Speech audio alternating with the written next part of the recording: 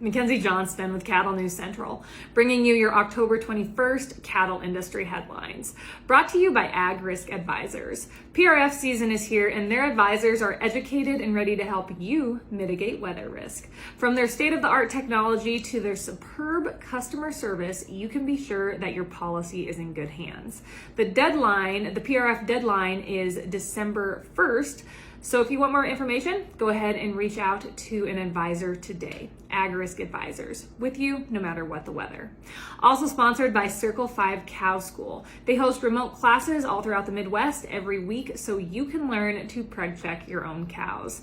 To view their schedule, head on over to circle5cowschool.com. That is the number 5 in there. Or you can just go ahead and give them a follow on Facebook. Livestock Market Digest has reported that in 2015, 51.5% of the consumer dollar spent on beef made its way back to producers. By 2020, that number had dropped to 37%. Glenn Beck recently made the statement that we as Americans won't be eating beef in the not so distant future. Public lands aren't going to be used for grazing. Instead, they'll of course be used for conservation, and that will result in a meat shortage. Beck is concerned that our food supply will someday be crippled by globalists, and Americans will no longer have control over what we eat, how it is processed, or what it costs. So if you consider the fact that less of the consumer dollar is making its way back to producers, and we also have globalists attempting to destroy our industry, and as a result, we continue to see more and more producers drop out of the game.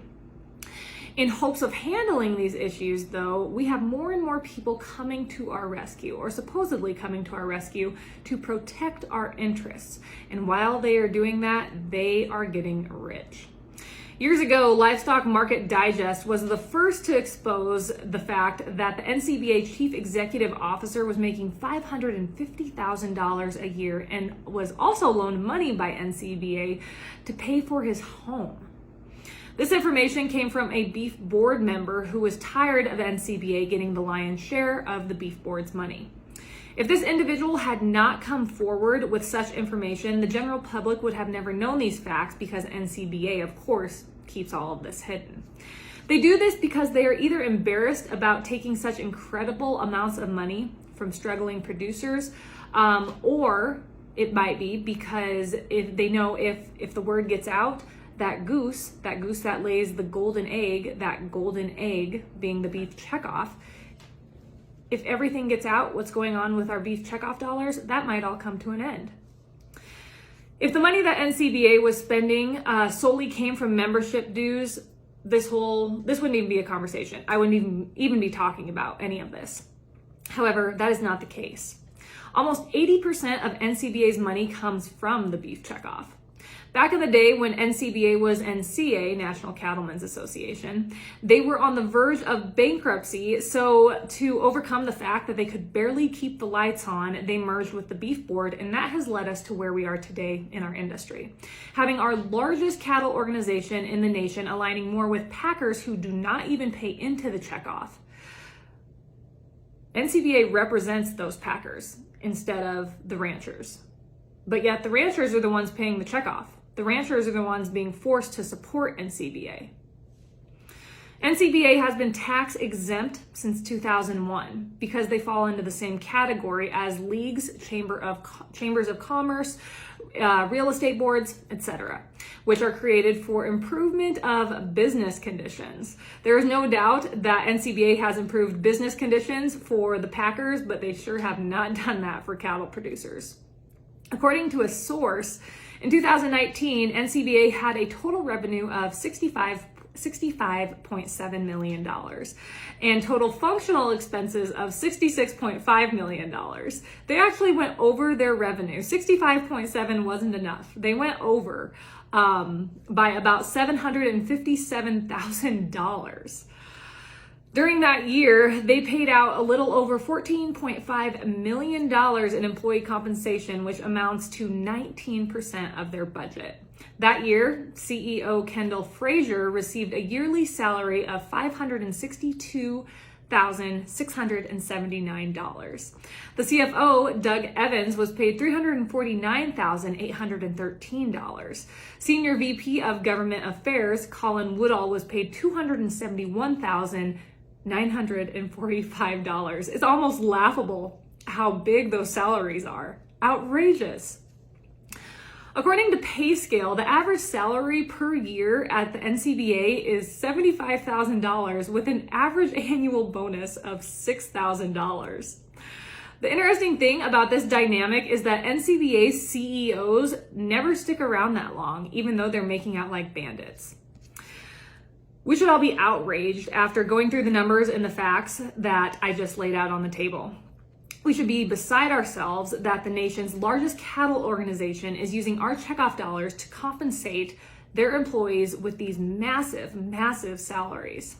Employees that aren't even representing cattle producers' interests. They aren't even in touch with what's going on in the cattle industry. That's who's making all this money. While we are paying these individuals astronomical salaries, we are watching the consumption of beef steadily drop right along with the number of ranchers in the industry. All of us are essentially forced to pay the salaries of those at NCBA. If we aren't members of the organization, if we don't stand behind NCBA's interests, we are still forced to pay the beef checkoff, which is supporting NCBA. Why would we be forced to support an organization that does not align with our interests? Livestock Market Digest went on to explain that the real kicker is that NCBA lobbyists, as you and I both know, their lobbyists are in bed with lobbyists from the big four meat packers. I've quoted this fact before, but since December 2020, the price of beef sold in the grocery store has increased 14%. Has your ranch income increased 14%? Has it increased? While beef prices have increased and cattle producers continue to struggle, packers have been making upwards of $1,000 per head. We've heard it before, and I've said it before, I've preached it before. According to Open Secrets, the meat processing industry and the products industry have already spent nearly $2.1 million on lobbying so far this year. And they are right on pace to beat their 2020 lobbying expenditures of $4.1 million. And that is why we can't compete as producers. How do you ever compete with such lobbying money in DC? You can't. You just can't. So I don't care what side of the fence you stand on when it comes to cattle industry issues. We can agree to disagree, but all of us in the cattle industry should be enraged by these facts that our beef checkoff dollars are going to massive salaries of these individuals that are supposedly representing our industry. Even if you do agree with NCBA, it should still bother you that these folks, the salaries they make, it's unreal. That's what your beef checkoff dollars are going towards, someone's salary.